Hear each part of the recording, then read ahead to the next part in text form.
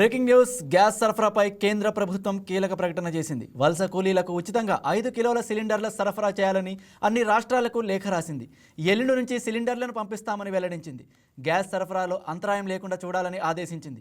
అలాగే కమర్షియల్ సిలిండర్ల సరఫరాను 20% పెంచినట్లు తెలిపింది. రెస్టారెంట్లు, హోటళ్లు, దాబాలకు గ్యాస్ సరఫరాలో లోటు లేకుండా చూడాలని ఆదేశాలు జారీ చేసింది.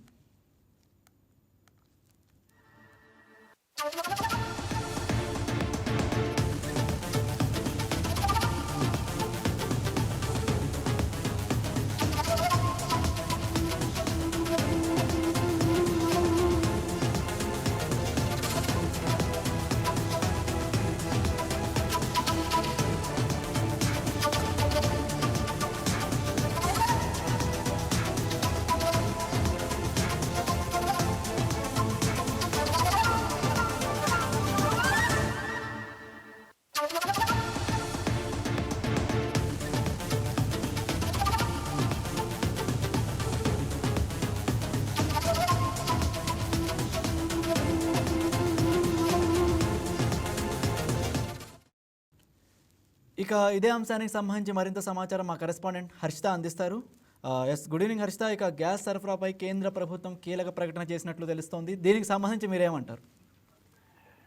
Good evening Raj. First of all, దేశవ్యాప్తంగా గ్యాస్ సరఫరాపై కేంద్ర ప్రభుత్వం కీలక నిర్ణయం తీసుకుందనే చెప్పాలి. ముఖ్యంగా అయితే ఏదైతే వలస కూలీలు సిద్ధంగా దృష్టిలో పెట్టుకుని అయితే ఉచితంగా 5 కిలోల గ్యాస్ సిలిండర్లు అయితే అందించబోతున్నట్లయితే ప్రకటించింది. అంటే ఇప్పుడు మనం తరహా చూసుకుంటే ఈ యుద్ధ ప్రభావం ఎలా ఉందనిపిస్తుంది అంటే గ్యాస్ నిల్వ ఆగిపోయింది. గ్యాస్ ఆగిపోవడం వల్ల ఇటు ఏదైతే హాస్టల్స్, రెస్టారెంట్స్, అంగన్వాడీ కేంద్రాలకు అయితే తీవ్ర ఇబ్బందులు ఎదుర్కొన్నారు. అందులో భాగంగానే ముఖ్యంగా ఎవరైతే అంగన్వాడీ కేంద్రాలు ఉన్నారో, అలాగే వలస కూలి ఒక ఊరు నుంచి ఒక రోజు మార్చి రోజు అలా అయితే ఊర్లు వెళ్ళి వర్కులు చేసుకుంటారో వాళ్ళకైతే ఈ గ్యాస్ ఆగిపోవడం వల్ల తీవ్ర ఇబ్బందులు అయితే ఎదుర్కొన్నారు రాజ్.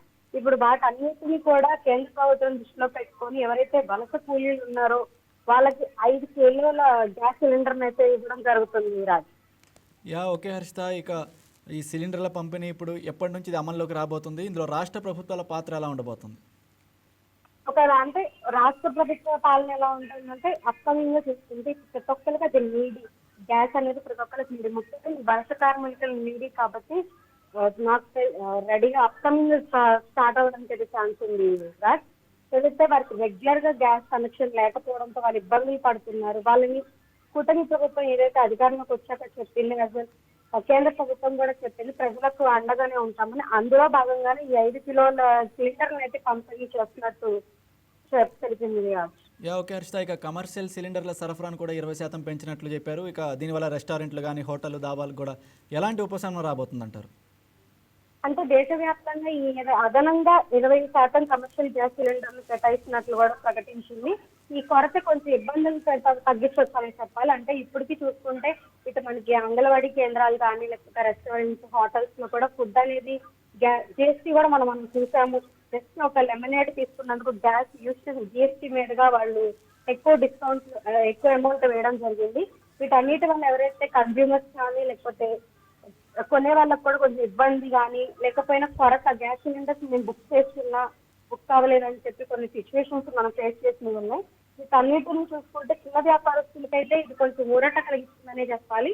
ఎందుకంటే 5 కిలోలు సిలిండర్ అనేది ఒక ఫ్యామిలీకి మస్ట్ అనిపిస్తుంది. కాబట్టి అధికారుల ప్రకారం ఎల్లుండి నుంచి కూడా ఇది ప్రారంభం అయితే కనిపించేలా ఉంది రాజ్.